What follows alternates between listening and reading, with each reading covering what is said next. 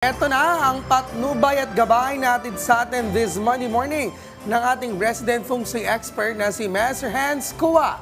Panoorin na natin yan dito lang sa Hans Sabi. Exercise! Mga ka-RSP, narito na ang inaabangang mga gabay, patnubay para lahat, prediksyon ni Master Hans Kua ngayong araw na Lunes, January 8, 2024. Para sa mga pinanganak ng Year of the Rat, ito ang araw na magiging masaya at bubunga ang iyong mga pagod at sakripisyo. Dahil yan sa sipag at tiyaga mo. Kaya go lang ng go, huwag susuko. Green at 12 ang swerte kay Year of the Rat. So, oksaman tayo conflict day to day, huwag hayaan manghihina ang pangangatawan, mag-exercise araw-araw at tigilan na ang mga bisyo bago magsisi sa huli. Red at 18.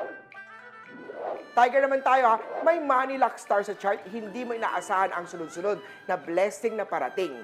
Good at healthy naman, pagdating naman sa kalusugan. Kaya imbitahan ang buong pamilya na sama-sama mag-exercise tuwing umaga. Perfect din yan ha, nag-exercise na kayo, banding pa kasama ang buong family. Silver at 9 ang swerte kay Year of the Tiger.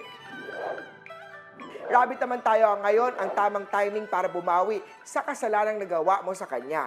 Pahalagahan ang taong nagpahalaga sa iyo. Laging tatandaan, when your phone doesn't ring, when you're suffering, don't you dare answer calls when you are winning. Pitch at 13 ang swerte sa Year of the Rabbit.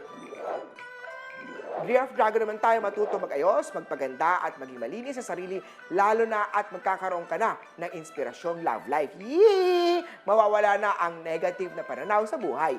Pink at 1 ang swerte kay Year of Dragon. Snake naman tayo, iwasan ang paglipat ng bahay sa araw na to. Bad luck ay nag-aantay ngayong araw.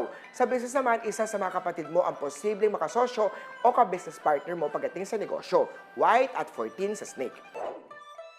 Ito naman sa Year of the Horsey, iwasan ang negative issue at chismis. Sa negosyo naman, magkakaroon ng problema. Huwag ibintang sa iba ang kasalanan, ikaw naman ang gumawa. Own your mistakes. Gold at 5 ang swerte kay Year of the Horsey. Sa goat naman ay ikaw ang pinakamaswerte ngayong araw, maging inspirasyon sa iyo ang mga taong nakapaligid sa iyo. Sundin ang sigaw ng isip at puso hanggang nasa tama ka ay ipaglaban mo ito. Aqua 10 ang swerte kay Year of the Goat. Monkey naman na iwasan ang negative na pag-iisip. Magkaroon ng tiwala sa sarili at huwag iasa sa iba ang iyong mga desisyon. May hurtful word star kaya naman na posible makatampuhan kayo ni partner. Makakatulong ang pagsuot ng rose quartz upang ma-issue, matanggal ang mga negative issue sa love life. Maroon at 6 ang swerte kay Year of the Monkey. Rooster naman tayo, hindi ngayon ang tamang timing upang sabihin sa kanya ang lahat dahil siya ay posibleng magalit sa iyo. Itaon na lang kung saan maganda ang kanyang mood. Pagdating naman sa kaibigan, posible kayo magkatampuhan ng isang kaibigan. Yellow at 11 ang swerte kay Year of the Rooster. Sa Year of the Dog naman, ipagpatuloy ang magandang nakasanayan mo. Good star naman ang dating ng iyong career luck. Purple at 8 ang swerte kay Year of the Doggy.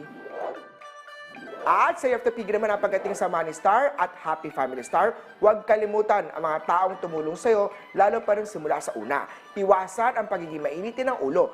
Isa yan ang dahilan na makakasira ng araw mo. Relax ka lang. Blue at 16 ang swerte kay Year of the Piggy. Muli po, ito po yung mga gabay patnubay para lahat, prediksyon lamang ni Master Hans. Kumilos at huwag iasa sa swerte dahil ang tagumpay ay nasa iyong mga kamay. Sabay-sabay natin i-claim ang mga swerte. Mga ka-RSP,